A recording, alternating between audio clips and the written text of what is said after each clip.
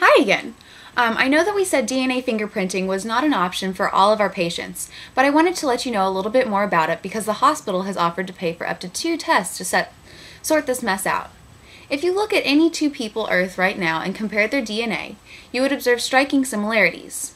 Actually, on average, 2 people's DNA sequences are 99.9% identical to one another.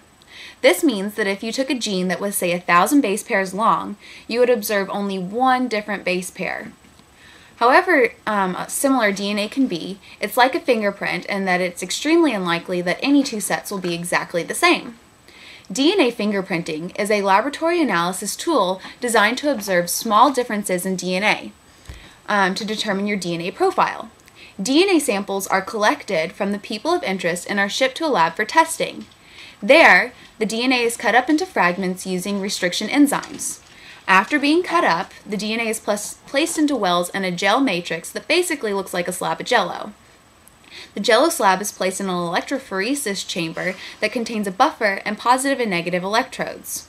When electrical current is run through the chamber, DNA, which is negatively charged, will begin to migrate down the slab.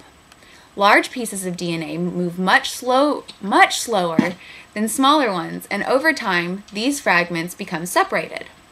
The result is a unique banding pattern on the gel that can be compared to other gel patterns created using other samples of DNA. Creating a DNA profile can be very important for a number of applications. Maybe you've seen a CSI episode where DNA has been extracted from a drop of blood at a crime scene and compared with DNA from a cheek swab taken from potential suspects. Other applications of DNA fingerprinting include paternity tests, which are used to verify family relationships, such as those between a mother or father and a child. These types of tests, you would expect to see half of the child's bands to be very similar to the mother and the other half to be very similar to the father. DNA fingerprinting can be a powerful tool for DNA analysis, but is expensive and it is out of reach for several of our patients.